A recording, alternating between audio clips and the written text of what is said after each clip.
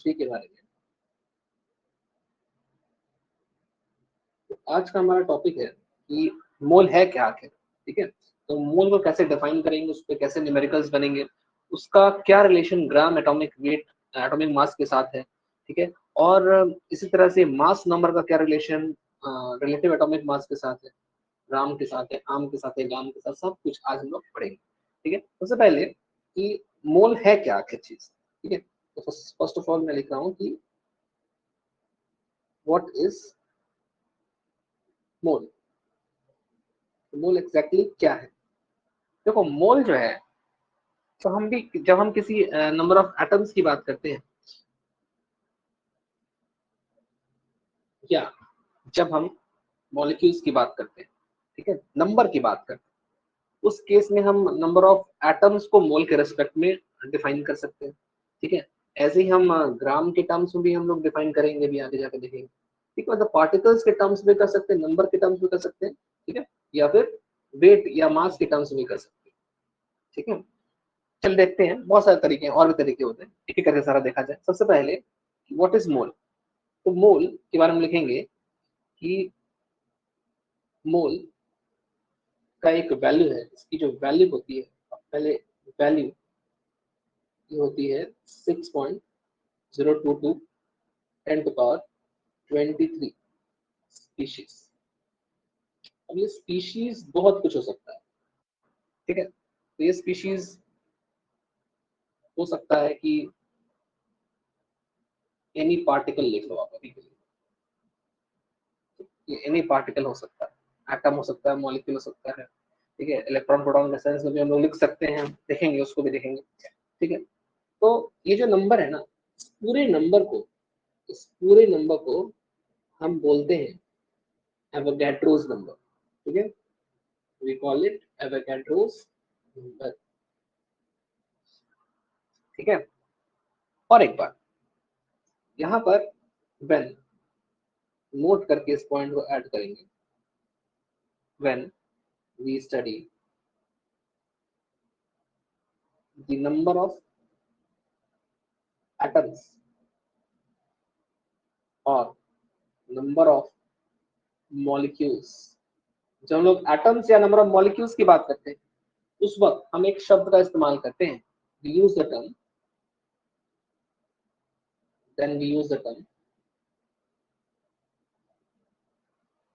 क्या नाम होता है इसका, इसका नाम होता है मोल एटम्स, ठीक है, मोल एटम्स। और इसको बोल सकता हूँ मोल मॉलिक्यूल्स। तो नंबर ऑफ एटम्स और नंबर ऑफ मॉलिक्यूल्स को हम लोग इस प्रकार से लिख सकते हैं, मोल एटम्स या मोल मॉलिक्यूल्स, ठीक है। तो ये नंबर ऑफ एटम्स किसके अंदर है, तो मैं एक मोल की बात कर रहा हूँ, ठीक है। जैसे देखो एक एग्जांपल लेते हैं, ये और क्लियर होगा ये। जैसे मैं यहाँ लिख रहा हूँ, मान लो ग्राम एटॉमिक मास, ठीक है। एक नया शब्द आया, ग्राम एटॉमिक मास। इसको अगर हम शॉर्ट में लिखे तो बोलेंगे गाम। अगर आपने आम और राम पढ़ा है, एक और आ गया, इसका नाम है गाम, ठीक है, गैम। तो काम क्या है, तो जब हम एक मोल एटम्स, ठीक है, एक मोल एटम्स का मास ग्राम में एक्सप्रेस करते हैं, ठीक है। मैं लिखता हूँ कि it is the mass of it is the mass of one mole atoms, is the mass of one mole atoms expressed in the unit of gram, ठीक है, in grams, ठीक है। For any element, for any element, किसी भी एक element का जो एक मोल है, उसका मास कितना है ग्राम्स में, उसी को बोलते हैं ग्राम एटॉमिक मास, ठीक है। अब देखो, जैसे कि आप जानते हो कि एक मोल में N A number of atoms होते हैं, ठीक है। मेरे को यहाँ पर क्या करना है, मेरे को निकालना है कि इस एक मोल के अंदर कितने सारा ग्राम्स है, कितना वेट इसका है या मास है ग्राम्स के अंदर। तो मैं अगर ऐसे एक चीज लिखना चाहूँ, देखो नेक्स्ट पैराग्राफ में लिखो कि ग्राम atomic mass can be represented और इज इक्वल टू Na। जितने सारे पार्टिकल्स आपके अंदर है, मतलब एक मोल के अंदर Na, Na का मतलब क्या है, ये रहा एवोगैड्रोस नंबर, ठीक है, into mass of one atom, ठीक है। एक एटम का मास कितना है और टोटल कितने सारे एटम्स है एक मोल के अंदर, इतने सारे एटम होते हैं एक मोल के अंदर, है ना। एक मोल के अंदर कितने एटम्स होते हैं, एक मोल के अंदर 6.022 10 to power 23 एटम्स, मान लो मैं एटम्स के टर्म्स में अगर बोल रहा हूँ एटम्स होते हैं, ठीक है। इस पूरे चीज को आप क्या लिख सकते हो, एन लिख सकते हो, ठीक है। तो वही तो लिखा है यहाँ पर, यहाँ लिखा है, ठीक है। अब इतना सारा एटम और एक एटम का मास कितना है, तो एक एटम का मास यहाँ लिखिए, ठीक है। तो हर एलिमेंट के लिए जो मास ऑफ एटम होगा वो अलग अलग होगा, ठीक है। तो यहाँ पर इस गैम का एक फॉर्मूला आता है जो यहाँ लिखा हुआ है, आप इसको याद कर लेंगे, GAM is equal to Na into mass of one atom. तो चलिए मास ऑफ वन एटम इन किस में होगा, इन ग्राम्स होगा, ठीक है। यूनिट क्या होगा इसका, ग्राम, ठीक है। अच्छा एक बार बताओ, मास ऑफ वन एटम को ही हम लोग क्या लिख रहे थे, मास ऑफ वन एटम को हम लोग लिख रहे थे एक्चुअल एटॉमिक मास लिख रहे थे, है ना। और ये तो ऑलरेडी Na मतलब Na ही है, तो आप गैम को ऐसे भी रिप्रेजेंट कर सकते हो। तो दूसरा फॉर्मूला हो गया गैम का Na इंटू आम, ठीक है। तो GAM is equal to Na into आम, नाम, है ना, Na इंटू आम। तो एक तो ये हो गया और दूसरा ये हो गया, दो फॉर्मूले हो गए आपके पास, ठीक है। एक और निकालते चलो, तो आप ऑलरेडी जानते हैं कि आम की जो वैल्यू होती है, तो उसको नेक्स्ट पेज पे लिखते हैं, और नेक्स्ट पेज पे आते हैं, नेक्स्ट पेज पे आ जाओ, इधर देखो, मैं फिर से लिख रहा हूँ, GAM लास्ट में लिखा, Na इंटू आम, Na की वैल्यू हम अगर ऐसे लिखना चाहें 1.67 10 to minus 24 into mass number होता है, ठीक है। अच्छा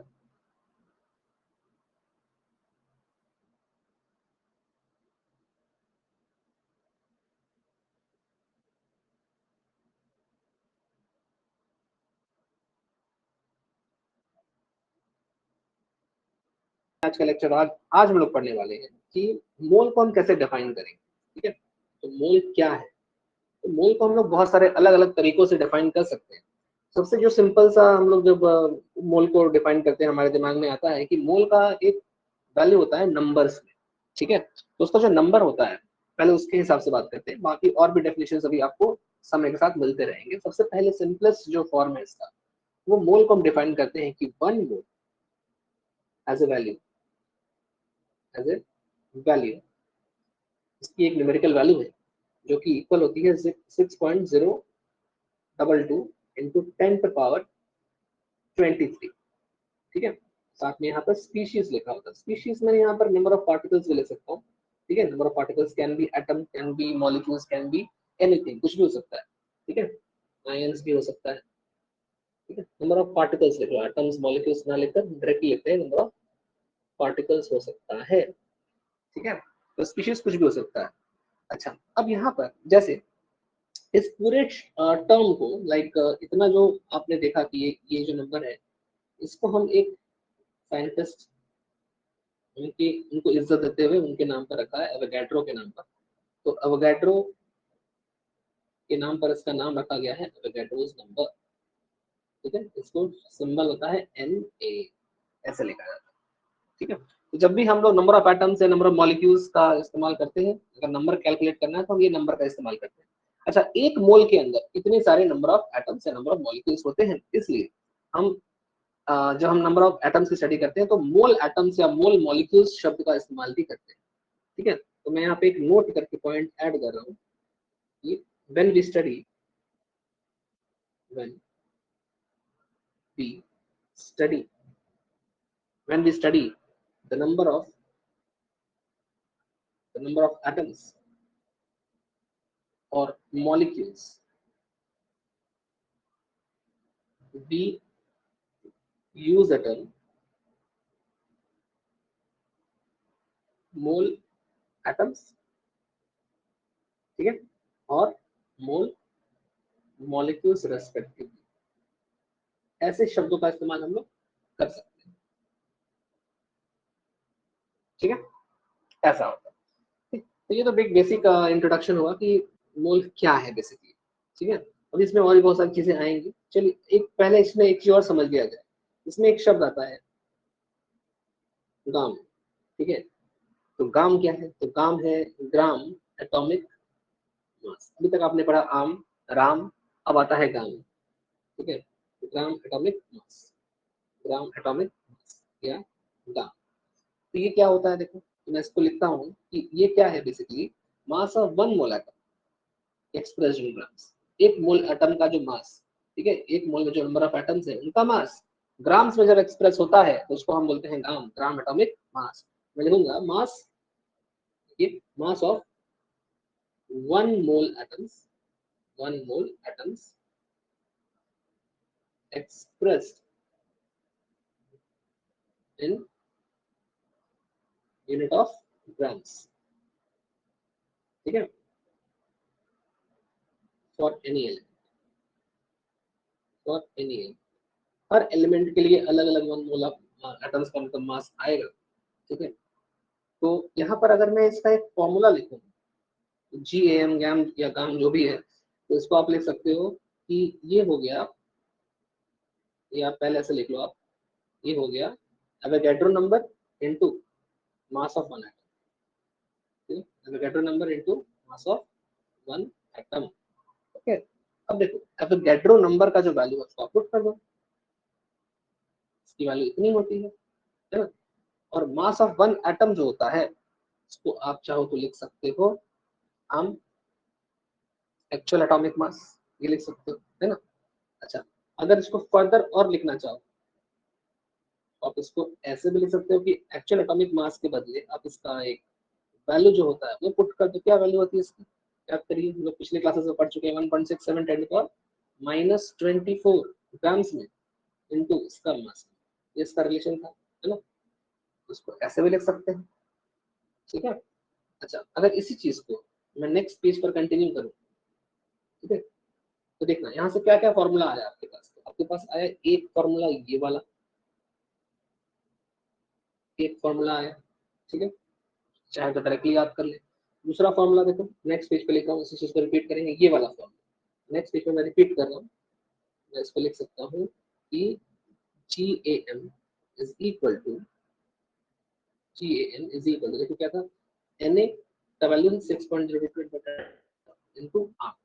ठीक है, तो आप 6.02 10^23 भी लिख सकते हैं, या फिर एन ए भी लिख सकते हैं, कोई दिक्कत नहीं, ऐसे भी ले सकते हैं, या फिर इसी को अगर सिंपल फॉर्म में लिखो तो ऐसे ले सकते हैं।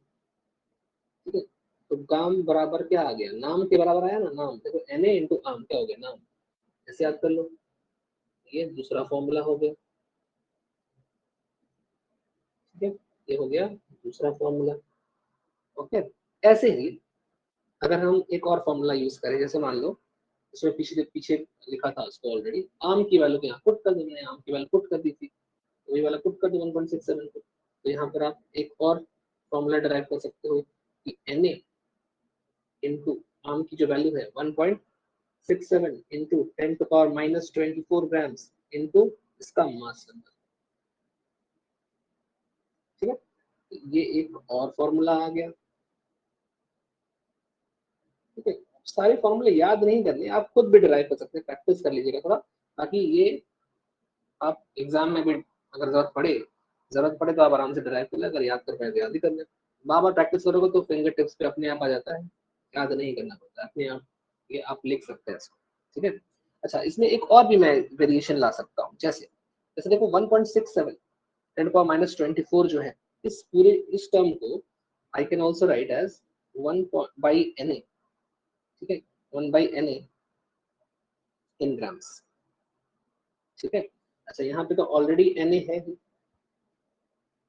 इसको मैंने 1/na लिख दिया, और यहाँ से आ रहा है मास नंबर। ध्यान देंगे, यहाँ से आप देख सकते हैं कि Na से Na कट गया। ठीक है, तो बचा क्या, तो बचा आपके पास मास नंबर, तो यहाँ से बचा ग्राम, है ना। तो मास नंबर इन ग्राम, इन जी ग्राम। ठीक है, तो यही तो होता है ज्ञान। तो इस तरह से हम इसको डिराइव कर दिए, ज्ञान की जो वैल्यू होती है इस तरह से निकाली जाती है। ठीक है, इसको आप चौथे तरीके से लिख सकते हैं। ये सब हो गया बेसिक आइडिया कि what is gram atomic mass. Alright, इसमें आप एक चीज नोट करके लिख लेंगे इस तरह से अलग से कि 1.67 into 10 to power minus 24 gram is equal to 1 by n, जो मैंने यहाँ पर यूज किया था ये वाला, ठीक है, ये वाला। ओके, इसको याद कर लेना। चलो ठीक, तो ये हो गया बेसिक आइडिया। चलो नेक्स्ट पेज चलते हैं और बात करते हैं इसके बारे में थोड़ा सा। जैसे मैं मास नंबर के हेल्प से कैसे आम, राम और गाम निकालूंगा, ठीक है। नेक्स्ट पेज पे आइए, नेक्स्ट देखते हैं कि डिराइव आम, राम एंड गाम यूजिंग मास नंबर। इसमें कन्वर्शन आपको आने चाहिए।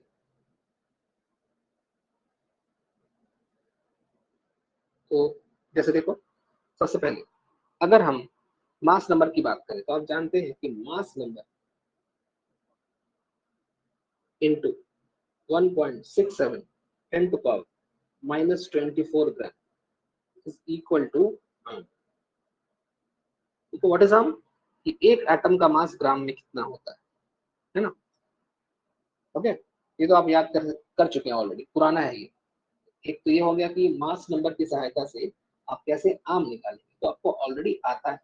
सेकंड देखो, अगर मास नंबर मेरे पास लिखा हुआ है, ठीक है, मास नंबर, और मास नंबर का यूनिट अगर मैं AMU यूज कर रहा हूँ, एटॉमिक मास यूनिट, ठीक है, तो वही तो राम के बराबर था, ये लोग पढ़ चुके हैं ऑलरेडी, ठीक है। और ये किसके बराबर होता है, मास ऑफ वन एटम, ठीक है, ठीक। अच्छा, इसको आप ऐसे याद कर सकते हो, तो याद किया हुआ ऑलरेडी, फिर भी मैं एक बार याद दिला रहा हूँ। यहाँ देखो RAM है, और इसका यूनिट जो है AMU, उसका सिंबल क्या होता है, U। यहाँ U है, यहाँ पर राम है, आप इसको ऐसे याद कर लो, रामू, ठीक है। कि मास नंबर जब AMU यूज होता है तो वो राम के बराबर होता है, तो रामू याद कर लो आप इस तरह से। ऐसे ही से मान लो आम है, ठीक है, तो आम जो है इसकी वैल्यू कितनी है, आम की वैल्यू है 1.67 इंटू 10⁻⁻24 इंटू मास नंबर, ये तो है। तो आप इसको ऐसे याद कर सकते हो कि आम का जो रेट है वो है 167 रुपीज, ठीक है, रुपीज लिख देता हूँ, रुपीज 167, 167 फॉर 24 ग्राम। हम 24 आम खरीद रहे, 24 हीरा, इसकी जो इसका जो रेट है वैसे तो याद करने का तरीका और कुछ नहीं, ऐसे करके याद करिए कुछ भी करके, ठीक है। चलिए तीसरे नंबर पे आते हैं। तीसरा नंबर क्या हो सकता है, तीसरा नंबर हो जाएगा जैसे यहाँ पे गाम, अभी पढ़े हम लोग गाम। तो गाम क्या है, तो गाम इज इक्वल टू हो जाएगा मास नंबर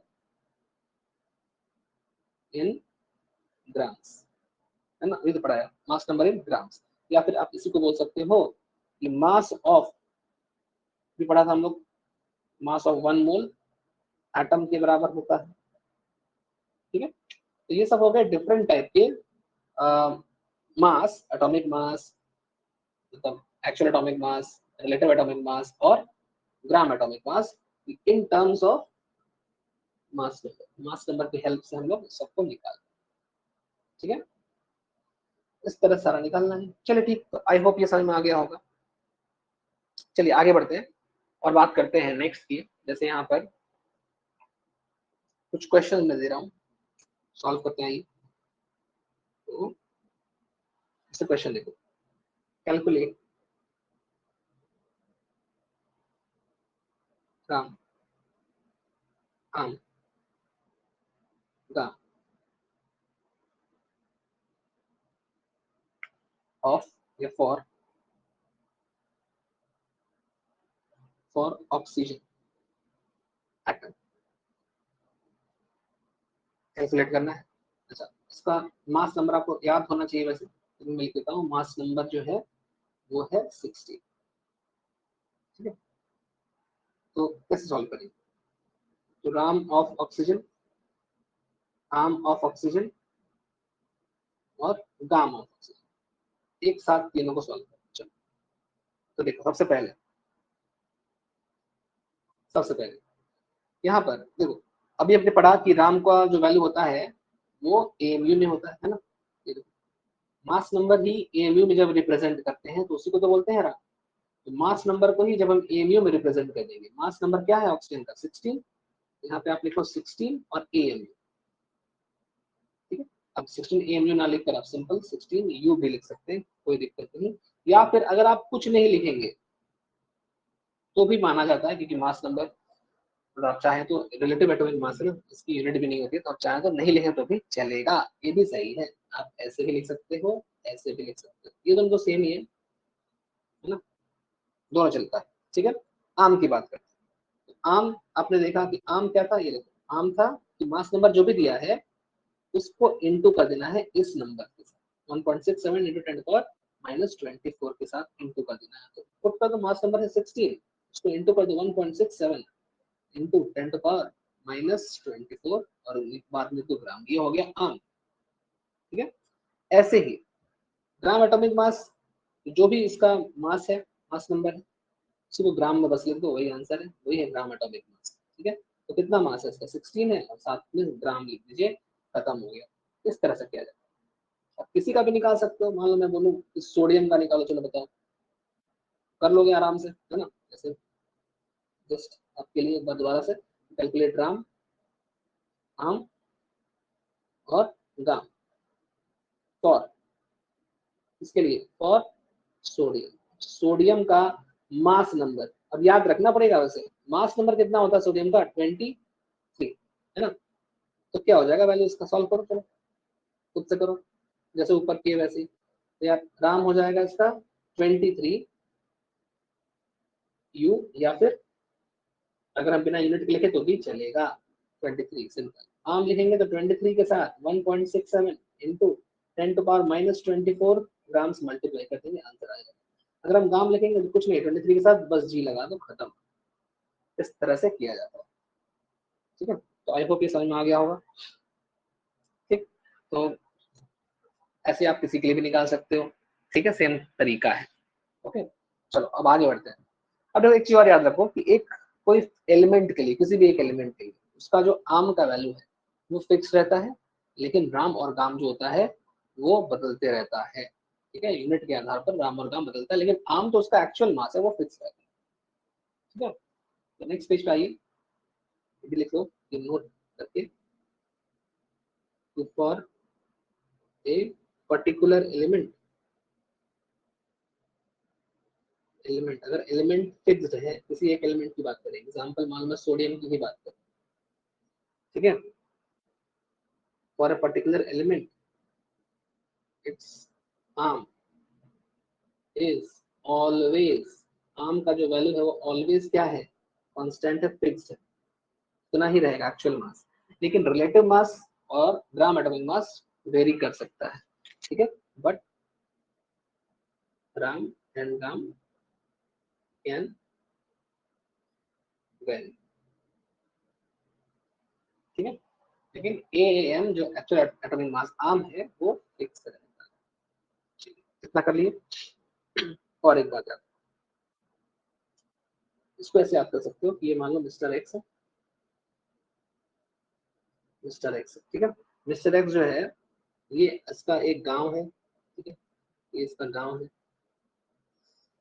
गांव के लोग, इसने गांव छोड़ दिया अपना, ठीक है। तो इसने अपना गांव छोड़ दिया, इसने अपने अपने गांव को छोड़ दिया, ठीक है। तो गांव से आप याद रखो गांव, गांव छोड़ दिया, इसने अपना नाम भी बदल दिया, इसके ऊपर बहुत सारे कर्जे थे तो ये अपना नाम बदल लिया, गांव छोड़ दिया, ठीक है, नाम चेंज कर लिया, नाम बदल लिया, नाम बदल लिया, ठीक है, गांव भी बदल लिया, ठीक है, नाम भी बदल लिया, गांव भी बदल दिया, लेकिन इसने आम खाना नहीं छोड़ा, ये आम है तो इसने आम खाना नहीं छोड़ा, मतलब आम का वैल्यू फिक्स रहता, आम खाना इसने नहीं छोड़ा, आम का जो खाने की इसकी आदत थी वो नहीं गई है, तो आम नहीं बदला है। बाकी गांव जो है, गांव बदल गया है, नाम भी बदल सकता है, वो अपना नाम और गांव बदल सकता है लेकिन आम खाने की आदत नहीं छोड़ सकता। मतलब आम हमेशा फिक्स्ड है। क्या चेंज होगा? राम और राम और गांव जो है ये चेंज होगा। ठीक है, तो नाम बदल लिया है और ये अब राम का नाम लेना बंद कर दिया। ऐसे तो राम का नाम, ऐसे राम का नाम नहीं लेता है, ऐसे बोलो राम का नाम लेना बंद कर दिया। ठीक है, मान लो उसने रिलीजन चेंज कर लिया है, अपना राम का नाम लेना बंद कर दिया, ऐसा कुछ। ठीक है, बस तरीका याद करने का। अगर आपको ऐसे याद जा रहा तो ये सब करने की कोई जरूरत नहीं। ठीक है, बस काफी है इतना, छोड़ो। तो कैन चेंज, ओके। एक और चीज, एक और चीज याद रखेंगे, यहाँ लिखा हूँ कि one mole atom, one mole atom is equivalent to, is equivalent to 1 gram atoms. 1 mole atom को हम 1 ग्राम एटम के बराबर मानते हैं। ठीक है, इसको याद रखिए।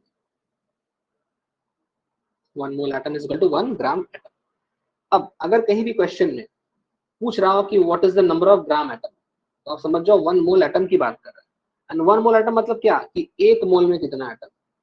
जैसे इसको समझाने के लिए मैं नेक्स्ट पेज पर क्वेश्चन लेता हूँ। देखो, देखो क्वेश्चन देखो, जैसे कि कैलकुलेट,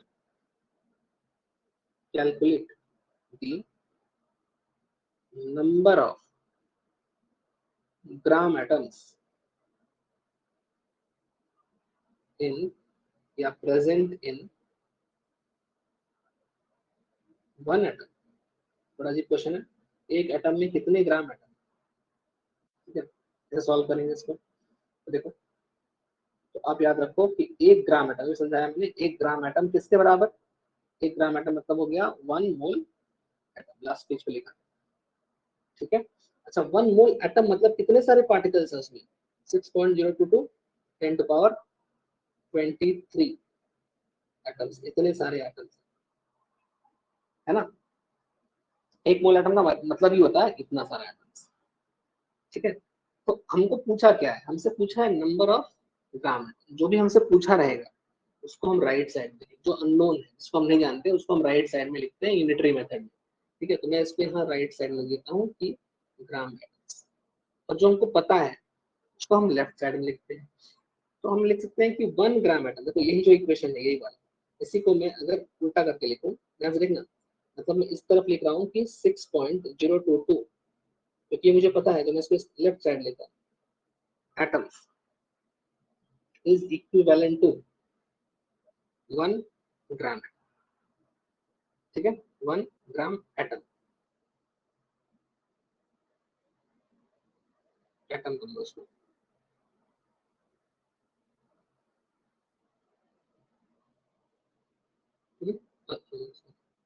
तो ठीक है, एटम है ये, इसको मैं मिटा देता हूँ, ये एटम। Right, okay. तो इतने सारे atom is equal to 1 gram atom, तो बताओ 1 एटम बराबर कितना। 1 एटम बराबर हो जाएगा 1/1 upon this much gram atom. ये ग्राम एटम आ रहा है इस तरह, है ना। ठीक है, वो तो पूछा था कि एक एटम में कितने सारे ग्राम एटम, तो एक एटम में भैया इतने सारे ग्राम एटम है। अब आपको उसको सॉल्व करना है, चाहे तो आप इसको सॉल्व कर सकते हैं। ठीक है, नहीं तो इसी चीज को हम ऐसे भी लिख सकते हैं, 1/n भी लिख सकते हैं, है ना। जब आप इसको सॉल्व करोगे, ठीक है, तो आपको ये नंबर मिलेगा जो अभी आप कुछ देर पहले लिखे थे। याद करो, याद आ रहा है, ये देखो, ये खत्म, ये वाला नंबर। ठीक है, ये तो था, है ना, यही है फिर से। ठीक है, तो इस तरह से आप डायरेक्ट रिजल्ट भी याद रख सकते हैं कि 1 atom is equivalent to this much, directly याद कर लो, ग्राम एटम्स। ठीक है, इसको आप डायरेक्टली याद कर लीजिए। ओके, ऐसे ही और बहुत सारे डिफरेंट क्वेश्चन सॉल्व कर सकते हैं। ठीक है, चलिए नेक्स्ट पेज चलते हैं, अगला सवाल। चलो नेक्स्ट क्वेश्चन, देखो लिखा है, मान लो क्वेश्चन पूछता है कि find the number of sodium atoms in the following जैसे फॉलोइंग में फर्स्ट क्वेश्चन पूछ लिया कि 92 ग्राम्स या 92 AMU सोडियम, ठीक है, और सेकंड पूछ लिया 92 ग्राम्स सोडियम, कैसे पूछ लिया, तो इसको कैसे सॉल्व करना। आपको पता होगा कि सोडियम का जो मास नंबर होता है, तो आपको याद होगा, वैसे दिया भी रह सकता है क्वेश्चन, बट आप याद कर लेंगे सेफ साइड में रहना है, तो याद करके रखना है इसको। तो मास नंबर जो होता है सोडियम का of Na is equal to कितना, 23 होता है, ठीक है। तो इसको आप ऐसे याद करो, पूछ रहा है नंबर ऑफ एटम्स कितने हैं सोडियम, राइट। तो आप जानते हो कि सॉल्व करते चलो, आप जानते हो कि 23 AMU sodium is equal to होता है 1 एटम ऑफ सोडियम, ये होता है, ठीक है। तो बताओ कि एक AMU सोडियम कितने के बराबर हो जाएगा यूनिटरी मेथड से, ये 23 नीचे आ जाएगा 1/23 एटम ऑफ सोडियम। ऐसे ही क्वेश्चन में क्या पूछा है, 92, यहाँ 92 पुट करो, AMU ऑफ सोडियम, जैसे यहाँ पे कितना हो जाएगा 1/23 था पहले से, 92 से मल्टीप्लाई कर देंगे, इसको सॉल्व कर लेंगे। तो 23 को अगर हम 4 से मल्टीप्लाई करते हैं 12 आता है 92, ठीक है, ये 4 टाइम्स जाता है, क्या आता है 4 एटम ऑफ सोडियम, समझे।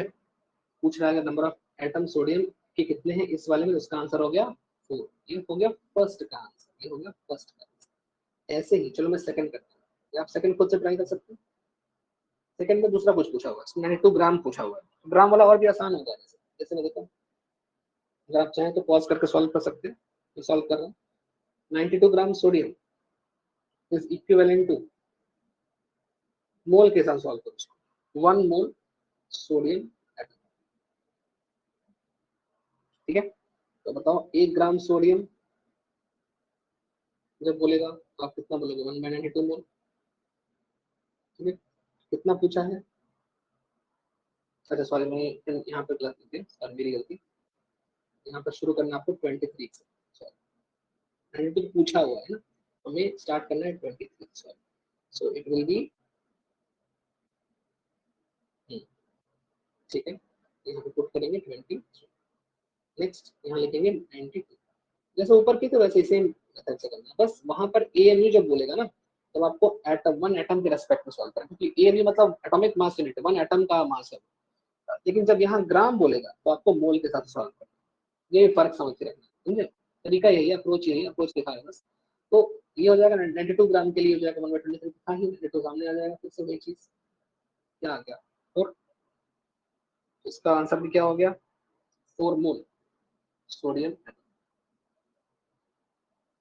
4 मोल सोडियम एटम, ठीक है। अच्छा 4 मोल सोडियम एटम को आप ऐसे ले सकते हैं, कोई इशू नहीं है, Na एटम्स, ठीक है। और भी तरीका लिखने का, जैसे आप इसको ऐसे लिख सकते हैं, 4 Na के बदले आप 6.023 22 इंटू 10 टू पावर 23 एटम्स भी लिख सकते हैं, अलग अलग तरीके हैं लिखने के, सब सही है।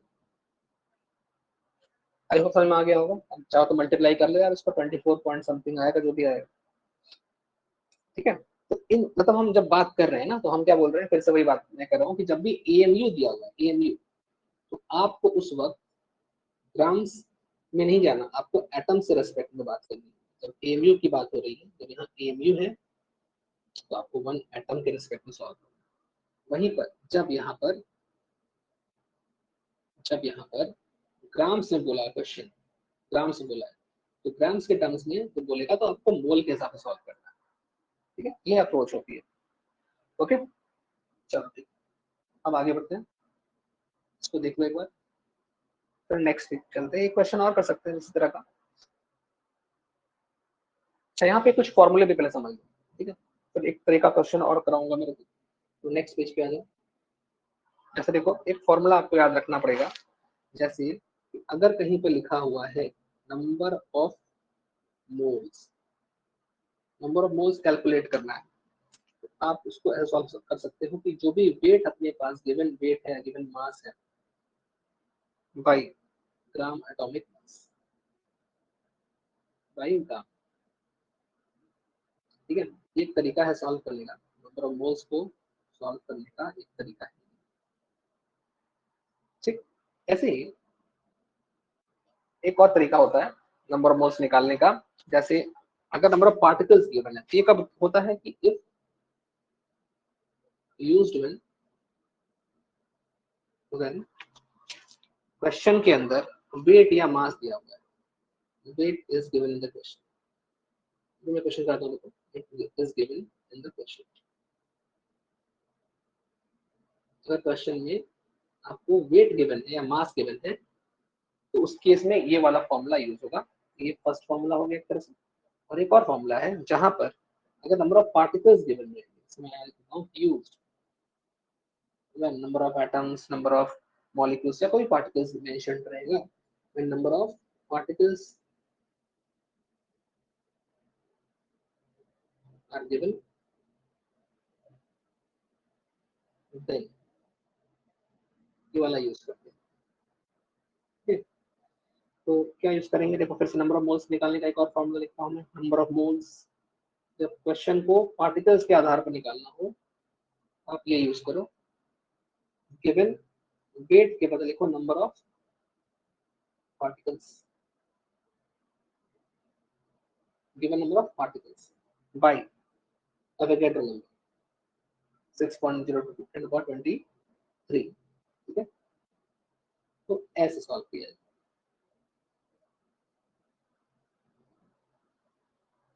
तो ये हो गया दो तरीके, ठीक है। अच्छा, एक बार इसको कॉपी कर लो, फिर मैं एक तरीका और समझाता हूँ, मतलब एक तरह का और क्वेश्चन आता है, डिफरेंट टाइप क्वेश्चन प्रैक्टिस करेंगे, डिफरेंट टाइप के क्या क्या क्वेश्चन पूछे जा सकते हैं, ठीक है। इससे कोई एक नेक्स्ट पेज चलते हैं, और देखो, जैसे अगर कभी मान लो इफ क्वेश्चन में, इफ इन द क्वेश्चन,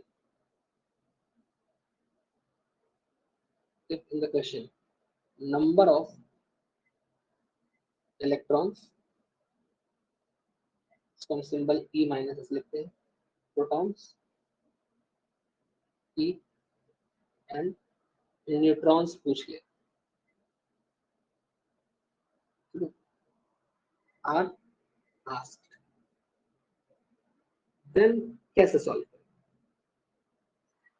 अब देखो, जैसे मान लो मैं एक एटम की बात करूं, जैसे आप कोई भी एटम ले सकते हो जो सिंपल आपको लगे, जैसे मान लो कार्बन की बात कर लेते हैं, ठीक है, जैसे मान लो कार्बन की बात करते हैं, तो कार्बन का ये आप ऑलरेडी पढ़ चुके हैं, नंबर ऑफ प्रोटॉन इलेक्ट्रॉन सब होता है ना, तो एक कार्बन के अंदर आपने ऑलरेडी कैलकुलेट कर रखा है पिछले क्लासेस में कि नंबर ऑफ प्रोटॉन की जो वैल्यू होती है वो होती है 6, नंबर ऑफ इलेक्ट्रॉन की वैल्यू भी होती है 6, नंबर ऑफ न्यूट्रॉन की वैल्यू कितनी होती है 12 माइनस 6, यानी सब के सब 6 होते हैं, 6 है ना। ये इतने सारे नंबर जो है ये किसमें प्रेजेंट होते हैं, present in one atom of carbon, एक कार्बन एटम में ये सारी कहानी होती है, ठीक है। अब अगर हमको क्वेश्चन में बोलेगा कि इसमें क्वेश्चन लेता हूँ, तो आपको समझ में आएगा कि एक कार्बन एटम में इतने सारे इलेक्ट्रॉन्स, प्रोटॉन और न्यूट्रॉन, मान लो क्वेश्चन ऐसा कुछ, calculate the sum of proton, electron and neutron in in 12 gram of carbon atom, ऐसा क्वेश्चन पूछना है, ठीक है। तो इसे कैसे सॉल्व करें? तो देखो, तो आप जानते हैं कि मोल का फॉर्मूला क्या है। पहले मोल निकाल, सबसे पहले आपको मोल निकालना है। मोल का फॉर्मूला होता है, इसमें मोल निकाल रहा हूं, देखो ध्यान से, mole of C12 atom, simple लिखे carbon atom, mole of carbon atom, number of moles. Number of moles का फॉर्मूला आपने अभी देखा, जस्ट अभी दो तरह से निकाल सकते हैं, ऐसे भी निकाल सकते हैं, ऐसे भी निकाल सकते हैं ना। तो एक दिया देखो वेट के आधार पर, और दिया नंबर ऑफ पार्टिकल्स के आधार पर। तो अगर हमको क्वेश्चन में वेट दिया है, अगर क्वेश्चन में वेट दिया है, मास दिया है, तो मैं इस फॉर्मूले को यूज करूंगा, राइट। देखो आपके क्वेश्चन में क्या दिया है, अगर वापस देखो क्वेश्चन में क्या दिया है, आपने क्वेश्चन दिया है 12 ग्राम, मतलब ये क्या है, वेट तो है, वेट या मास है ना। तो आपको यहाँ वेट दिया है, तो आपको वाला फॉर्मूला यूज करना पड़ेगा, कौन सा, ये वाला, ठीक है। तो देखो, तो नंबर ऑफ मोल निकालने के लिए आप बोलोगे गिवन मास ऑफ कार्बन, जो भी यहाँ पे है, बाई जो ग्राम एटॉमिक मास होता है, ठीक है। तो गिवन मास कितना है आपके पास, गिवन मास है 12 ग्राम, ठीक है, बाई ग्राम एटॉमिक मास कितना है, तो ग्राम एटॉमिक मास जो है वो कार्बन का 12 ग्राम ही होता है। तो आपको पता है ऑफ कार्बन कितना होता है, 12 ही होता है। तो अब ये कोइंसिडेंस है कि ये 12 है, ये भी 12 है, एक ग्राम है, एक ग्राम में कट जाएगा, तो ये 1 मोल के बराबर आंसर आ जाएगा, ठीक है, ये 1 मोल आ जाएगा। तो जो 1 मोल आया, तो 1 मोल में कितने अगर मैं बोलूँ कितने पार्टिकल्स हैं या कितने एटम्स हैं, तो आप जानते हो कि 1 मोल कंटेन्स, 1 मोल कंटेन्स कितने, 6.022 10 to पावर 23। अगर मैं एटम्स का ऐसे बोलता हूँ, एटम्स है, ठीक है। इसी को आप अगर लिखना चाहो तो Na एटम्स है, ऐसे भी लिख सकते हो, ठीक है। अब देखो Na एटम्स, इतने सारे Na एटम्स, मतलब इतने सारे एटम्स, अब आप चाहते हैं कि कितने इलेक्ट्रॉन, प्रोटॉन और न्यूट्रॉन है। तो आप जानते हो कि एक एटम में अगर मैं सम करूं, इनका सम कितना है, देखो सम करो, क्वेश्चन में सम पूछा है, सम कैसे निकालोगे, सम मतलब इसको जोड़ लो, 6 प्रोटॉन है, 6 न्यूट्रॉन है, और 6 इलेक्ट्रॉन है ना। प्रोटॉन, इलेक्ट्रॉन और न्यूट्रॉन जो है 6 6 6, तो इनका सम कितना हुआ, 18 हो गया, ठीक है। ये क्या हो गया, sum of proton, electron and neutron कितना है, 18। तो एक एटम में मैं वही यहाँ पे वही लिख रहा हूँ कि in 1 atom of carbon the sum of proton, electron and neutron is equal to 6 plus 6 plus 6 कितना, 18, है ना। तो आपके पास कितने एटम्स है, आपके पास तो Na एटम्स है ना, एक एटम तो है नहीं, एक एटम में तो ये कहानी है, आपके पास Na एटम्स है, therefore in Na एटम यानी कितना सारा एटम, कितना सारा एटम, Na ही लिखते चलो, in Na atom of carbon the sum of proton, electron, neutron will be कितना, 18 into n, ठीक है। या इसी को अगर 18 into n को आप इंटर के साथ लिखना चाहते हैं तो पूरा वैल्यू लिख दिया इसका, ठीक है। तो नेक्स्ट पेज पे अगर एक बार देख लो, ठीक है। अगर इसी को स्पेस यहाँ नहीं है मेरे पास, तो नेक्स्ट पेज जा रहा हूँ, तो ये अगर आप इसको ऐसे लेके चाहो 18 Na बराबर क्या हो जाएगा, 18 into 6.022 10 power 23 एटम्स, ये सारे एटम्स, ये भी सही है, ये भी सही है, जो आपकी इच्छा, जो ऑप्शन में दिया रहे, समझ गए, ऐसे करते हैं। एक बार देख लो अच्छे से, दोबारा ट्राई करो खुद से। एक क्वेश्चन मैं और देता हूँ, कार्बन का मैंने निकाला, थोड़ा नाइट्रोजन का निकाल लो, ऑक्सीजन का निकाल लो, किसी का भी निकाल सकते है ना। तो देखो यहाँ पर सेम क्वेश्चन को अगर मैं सॉल्व करूं फॉर नाइट्रोजन, तो मैं लिख सकता हूँ कि कैलकुलेट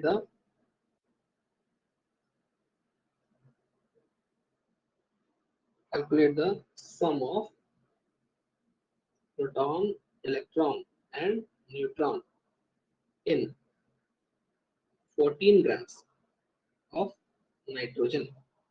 सॉल्व कर लेंगे आप, सबसे पहले कैसे करेंगे, चलो खुद से करो, पॉज करो वीडियो, सॉल्व करो, पॉज कर लो, सॉल्व करो तो मैं भी कर रहा हूँ, फिर मिला लेंगे हम लोग, ठीक है। तो यहाँ पे क्या लिखोगे आप, मोल ऑफ नाइट्रोजन एटम, ठीक है। तो भाई नंबर ऑफ मोल निकालने का फॉर्मूला क्या था, given mass by gram atomic mass. Given mass कितना है आपके पास, 14 है।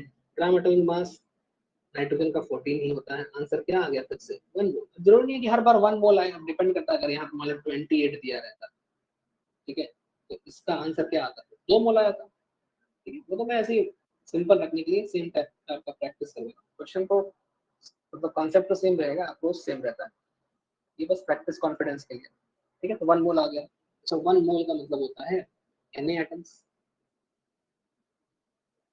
ठीक है। अब आप सोचो नाइट्रोजन है आपके पास, तो नाइट्रोजन का मास नंबर 14 होता है, एटॉमिक नंबर 7 होता है। इसके अंदर नंबर ऑफ प्रोटॉन्स निकाल लो, नंबर ऑफ इलेक्ट्रॉन्स निकाल लो, नंबर ऑफ न्यूट्रॉन्स निकाल लो, चलो निकालो। नंबर ऑफ प्रोटॉन्स कितने हैं, 7, इलेक्ट्रॉन के 7, उसको माइनस करो 7 आ जाएगा, ये भी सब सब 7 आ गए, ठीक है। तो ये किसमें है, ये हो गया 777, इनका सम निकाल, ये एक एटम में था। तो सम ऑफ प्रोटॉन, इलेक्ट्रॉन और न्यूट्रॉन इन 1 एटम कितना आया, 7 + 7 + 7, ये हो गया 21, इसका सम आया 21 है एक एटम में। देयरफॉर Na एटम में कितना होगा, तो यहाँ लिख लेंगे कि in 1 atom of nitrogen sum of PeN proton electron neutron is 21, therefore in Na atom 1 mole atom of nitrogen sum आ जाएगा आपका 21 into N, ठीक है। या फिर अगर आप उसको और भी सॉल्व करोगे 21 into 6.022 10 to the power 23 atoms, इतना आंसर आ जाएगा। इस तरह से सॉल्व करते हैं, ऐसे हम किसी के लिए भी निकाल सकते हैं, किसी भी पर्टिकुलर एटम, तरीका तो वही है, ओके। चलो एक प्रश्न और करते हैं, थोड़ा सा अलग तरीका, एक तरीका तो क्वेश्चन हो गया ये वाला भी, एक बार पॉज करके कॉपी कर लीजिए, नेक्स्ट पेज चलते हैं। आइए नेक्स्ट पेज। तो देखो एक और टाइप का क्वेश्चन, जैसे calculate calculate the number of proton, electron, neutron in, जैसे यहाँ पर मान लो मैं सोडियम एटम लेता हूँ, ठीक है। और सोडियम एटम ले रहे हैं हम लोग, कोई भी ले सकते हैं, 3.6 into 10 to the power 24 atoms of, मैं ले सकता हूँ ऑक्सीजन ले लीजिए, ठीक है, ऑक्सीजन एटम, कार्बन नाइट्रोजन ले लेते हैं, ऑक्सीजन ला चलो, ठीक है, ऑक्सीजन एटम आप कुछ भी ले सकते हैं, ठीक है। अच्छा एक यहाँ पर क्वेश्चन मेंशन है, गिवन Na की वैल्यू आप जानते हैं 6 पॉइंट ऐसी होती है। अब देखो कभी कभी हम लोग अप्रोक्सीमेशन का इस्तेमाल करते हैं, और इतनी बड़ी वैल्यू को हम लोग शॉर्ट में यूज करते हैं, और ताकि कैलकुलेशन आसान हो जाए, इसको हम अप्रोक्स वैल्यू ऐसे यूज कर सकते हैं, ठीक है, ऐसे भी लिख सकते हैं, ये अप्रोक्स है, ठीक है। तो देखिए अप्रोक्स की हेल्प से कैसे सॉल्व करेंगे, करेंगे सबसे पहले नंबर ऑफ मोल्स निकाल लो, जैसे पीछे निकाले नंबर ऑफ मोल्स, क्वेश्चन में क्या दिया है, लेकिन यहाँ पर क्वेश्चन में एटम्स के हिसाब से दिया, ठीक है। एटम्स वाला फॉर्मूला तो दूसरा था ना, ये देखो एटम्स का फॉर्मूला तो नंबर पार्टिकल्स के हिसाब से करेंगे हम लोग, ठीक है। तो नंबर ऑफ मोल्स निकालना है with respect to number of particles या एटम्स, एटम्स मॉलिक्यूल्स कुछ भी हो सकता है, यहाँ पार्टिकल्स मतलब, ठीक है। तो यहाँ पर हम Na से डिवाइड कर दिए, Na का वैल्यू क्या होता है 6 पॉइंट, वही 10 देखिए, तो नंबर ऑफ मोल्स कैलकुलेट करोगे तो यहाँ पे आ जाएगा नंबर ऑफ पार्टिकल्स, क्वेश्चन में पार्टिकल एटम दिया हुआ है, ठीक है, यहाँ पर आप एटम भी लिख सकते हो बाई एवोगैड्रो नंबर Na, ठीक है। चलो पुट करो, नंबर ऑफ पार्टिकल्स क्वेश्चन में कितना है 3.6 into 10 to power 24 एटम्स, ठीक है।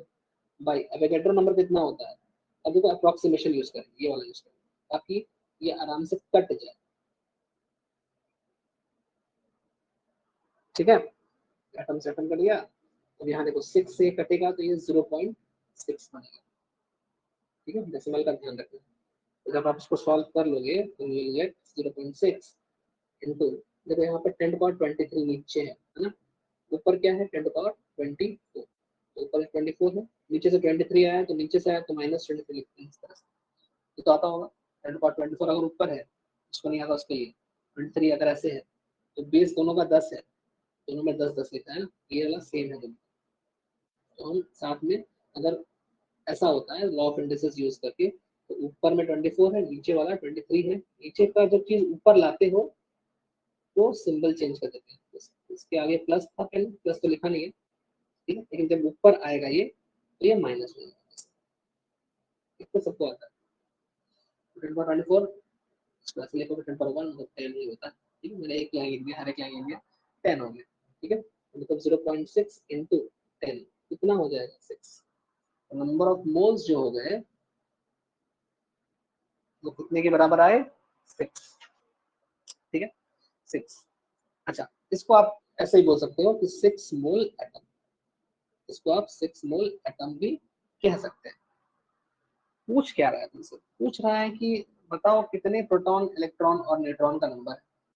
ये तो यार इतना सारा मोल हुआ है ना, तो आप सोचो कि एक ऑक्सीजन के अंदर कितना इलेक्ट्रॉन कितना प्रोटॉन न्यूट्रॉन है, तो 6 मोल में कितना होगा, एक एटम में इतना है तो 6 मोल एटम में कितना होगा, इतना कर लिए। नेक्स्ट पेज चलते हैं, और ये नेक्स्ट पेज पे आ जाओ, चलो तो नेक्स्ट पेज पे लिखेंगे कि number of proton electron and neutron in in one oxygen atom,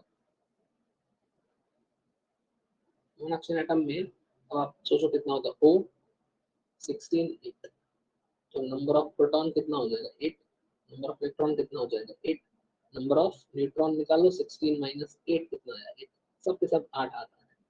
इनका सम कितना होगा, सम पूछा है ना क्वेश्चन, ठीक है, सम पूछा है, सम यहाँ पर नहीं लिखा, ठीक है, नंबर पूछा है, ठीक है, सम सम निकालते, सम ऑफ निकालते, सम के हिसाब से, अगर नंबर पूछेगा तो नंबर तो यहीं पे आ गया, तो ठीक है, सम भी निकाल लो, तो सम कितना हो जाएगा 8 + 8 + 8 कितना हुआ 24, ठीक है 24 हुआ, ओके। अब ये तो एक के लिए हुआ, for one atom, for one, आपके पास कितने एटम्स हैं यार, आपके पास है 6 मोल एटम है, 6 mole atom, therefore sum of proton electron and neutron for 6 mole atom is equal to 24 into 6 Na, ठीक है 6 Na क्योंकि 6 मोल एटम मतलब क्या हो गया 6 Na, ठीक है 6 Na, सॉल्व कर लो जो भी आएगा आंसर हो जाएगा। तो इस प्रकार से किया जाता है। अब अगर इंडिविजुअल पूछता मान लो, जैसे क्वेश्चन में अगर मान लो नंबर ऑफ इलेक्ट्रॉन पूछता, तो क्या लिखते हैं, कितने इलेक्ट्रॉन है 8 इलेक्ट्रॉन, ठीक है, टोटल नहीं बोल रहे हैं, यहाँ पे 24 है ना, टोटल है ना, टोटल टोटल सम नहीं पूछता, इंडिविजुअल पूछता, तो सबके सम हम यहाँ पे 8 निकाले, देखो 8 प्रोटॉन है 8 न्यूट्रॉन है, तो 8 into 6 Na, ऐसे ही नंबर ऑफ अगर बोलता प्रोटॉन तो बोलते 8 प्रोटॉन है, टोटल में 6 Na है, एक नंबर ऑफ न्यूट्रॉन पूछता तो भी 8, सब के सब 8 है, इस तरह से निकालते,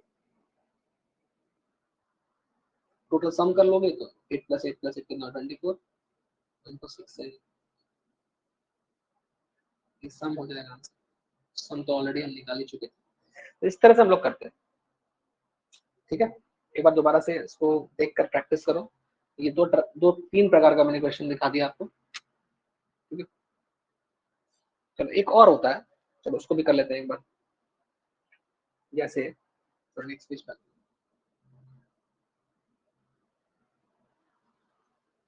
इसमें होता है आयंस के लिए, फॉर लिख लो calculation for ions, calculation of number of proton electron neutron for ions. Ions क्या होता है, आयंस मतलब पॉजिटिव चार्ज या फिर नेगेटिव चार्ज, है ना। तो देखो इसके लिए आप फॉर्मूला याद कर लो, नंबर ऑफ इलेक्ट्रॉन्स निकालने का तरीका होता है कि atomic number minus charge, atomic number minus charge with sign put करना, चार्ज को विथ साइन पुट करना है, चार्ज को क्या करना है, पुट विथ साइन। ठीक है,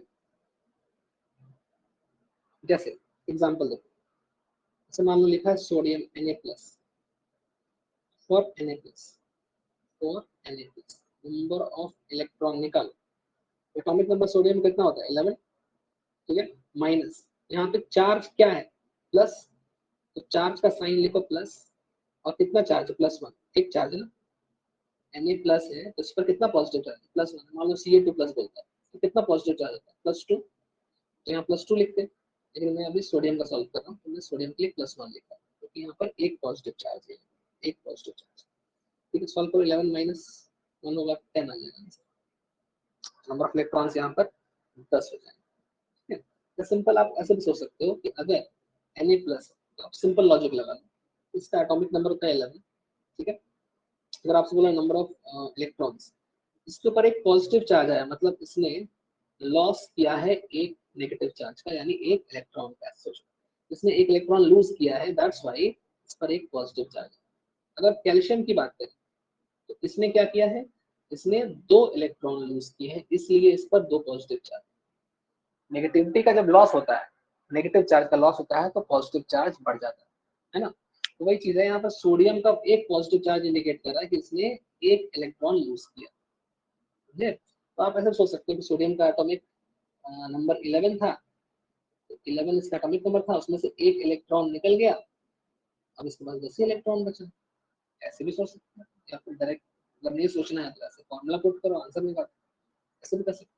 जैसे अगर मान लो क्लोराइड की बात करें, Cl- क्लोराइड आयन, ठीक है, तो अगर आप इसका नंबर ऑफ इलेक्ट्रॉन फॉर्मूले से निकालना चाहें तो निकाल सकते हैं, एटॉमिक नंबर कितना होता है क्लोरीन का 17 होता है, ठीक है, माइनस देखिए फिर चार्ज को यहाँ लिखो, चार्ज विथ साइन पुट कर दो, चार्ज यहाँ पर कितना है, इसके ऊपर -1 का चार्ज है ना, तो साइन के साथ -1 पुट कर, कितना हो जाएगा 17 + 1 मतलब 18 इलेक्ट्रॉन इसके पास। या फिर लॉजिक के साथ जाओगे तो लॉजिक के साथ बात करो तो देखो क्लोरीन के पास 17 इलेक्ट्रॉन नॉर्मली होते हैं, नंबर ऑफ इलेक्ट्रॉन तो 17 होते ही है, अब इस पर एक माइनस एक्स्ट्रा आ गया, तो एक एक्स्ट्रा इलेक्ट्रॉन आ गया, तो अब इसके पास 18 इलेक्ट्रॉन आ गया, ऐसे भी कर सकते हैं आप। ठीक है, तो ये तो हुआ कि पहले हम किस तरह से नंबर ऑफ इलेक्ट्रॉन प्रोटॉन निकालेंगे। अब एक क्वेश्चन कर लेते हैं इसके ऊपर आधारित, नेक्स्ट पेज पे आइए, देखिए कैसे calculate the number of proton electron neutron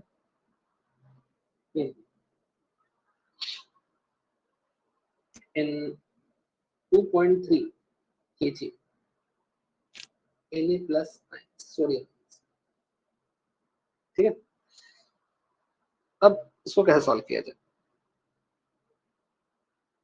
तो देखो सबसे पहले इलेक्ट्रॉन प्रोटॉन न्यूट्रॉन निकालो, एक एक के अंदर निकालो, नंबर ऑफ प्रोटॉन कितना हो जाएगा, देखो यार ऐसे निकालो, number of proton in 1 Na+ ion,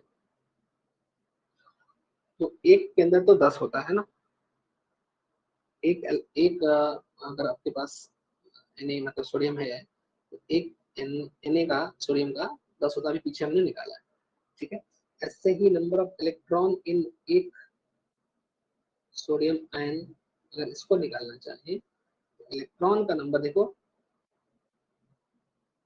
electron का नंबर, तो मैंने इलेक्ट्रॉन का नंबर ऊपर लिखा, सॉरी, तो इलेक्ट्रॉन का नंबर मैंने ऊपर लिख दिया, एक मिनट, मैंने इलेक्ट्रॉन का नंबर पहले लिख दिया, सॉरी, ठीक कर लीजिए, तो मैंने यहाँ पर इलेक्ट्रॉन ही निकाला था एक्चुअली, 10 इलेक्ट्रॉन, ठीक है। अच्छा, और प्रोटॉन का नंबर, प्रोटॉन के नंबर में कोई चीज नहीं, इलेक्ट्रॉन का ही लॉस या गेन से आयन बनता है, प्रोटॉन का नंबर 11 ही रहेगा, प्रोटॉन का नंबर में कोई चेंज नहीं होता। आगे देखिए, ऐसे ही नंबर ऑफ, अगर हमें न्यूट्रॉन निकाल दूं इन 1, उसमें कोई चेंज नहीं होगा, मास नंबर कितना है इसका 23, -11 कर दो कितना आएगा 12, उसके पास 12 न्यूट्रॉन, तो आप जानते हो ऐसा होता है, 23 में से 11 माइनस करो, नंबर ऑफ न्यूट्रॉन निकल आएगा कितना 12, ठीक है। अच्छा ये तो नंबर निकल गया। अब सेकंड से नंबर ऑफ मोल्स निकालो, number of moles of Na plus, number of moles of Na plus. Number of moles निकालने का अभी बताया था, गिवन मास आज ही हमने पढ़ा है by gram atomic. Given mass जो है यहाँ पर क्वेश्चन में वो है 2.3 kg। ठीक है, हमें ग्राम में सॉल्व करना है। तो अगर हम केजी को ग्राम में सॉल्व करेंगे तो यहाँ पर हमें क्या करना पड़ेगा, तो मैं केजी लिखता हूँ पहले, बाई ग्राम एटॉमिक मास जो होता है वो होता है आपका सोडियम का 23। ये तो ग्राम एटॉमिक मास है 23। लेकिन इसको सॉल्व करने के लिए पहले केजी को ग्राम में कन्वर्ट करना पड़ेगा। ऊपर केजी है तो 2.3 इंटू केजी मतलब 1000, अब से मल्टीप्लाई करें तो ग्राम में कन्वर्ट होगा, राइट। ठीक है, नीचे 23 है, तो सॉल्व कर लो जो भी आ रहा है। इसको सॉल्व करोगे तो ये 0.1 हो जाएगा, ये 1 टाइम्स गया तो it will come out as 100 gram से ग्राम कट गया, 100 आ गया नंबर ऑफ मोल्स। ठीक है, नंबर ऑफ मोल्स कितना आ गया, 100 मोल्स। ओके, ये 100 मोल्स आ गया, तो मैं 100 मोल्स, या फिर अगर हम इसको आयंस के टर्म्स में लिखे तो ऐसे लिख सकते हैं 100 Na आयंस। Na मतलब यहाँ पर एवोगैड्रो नंबर के रेस्पेक्ट में बात करी। ठीक है, अब आपके पास ये नंबर है, इसको यूज करते हुए आप नंबर ऑफ, तीसरा स्टेप नंबर ऑफ इलेक्ट्रॉन्स निकालो। जैसे यहाँ आप निकाले थे number of electrons in one Na side, है ना। अब आपके पास इतने सारे हैं, तो नंबर ऑफ इलेक्ट्रॉन्स इन, जो आपके पास क्वेश्चन में था 2.3 kg Na प्लस, सॉल्व करोगे तो एक में था 10 इलेक्ट्रॉन, तो आपके पास कितने सारे Na हैं, तो 100 Na, है ना, 100 Na आंसर, टोटल आंसर आ जाएगा 1000। ठीक है, 1000 इलेक्ट्रॉन्स Na इलेक्ट्रॉन्स। ऐसे ही नंबर ऑफ बाकी भी आप निकाल लोगे, प्रोटॉन्स सॉल्व करो, प्रोटॉन्स का नंबर क्या है 11, है ना, तो 11 प्रोटॉन्स थे इनटू 100 से मल्टीप्लाई कर दो, हो जाएगा आपका 1100। सिमिलरली नंबर ऑफ न्यूट्रॉन्स भी आप आराम से निकाल सकते हैं सेम मेथड से। न्यूट्रॉन्स यहाँ पे 12 था, तो 12 neutrons into 100 Na, it will come out as 1200 Na neutrons. इस तरह से हम लोग सॉल्व करते हैं।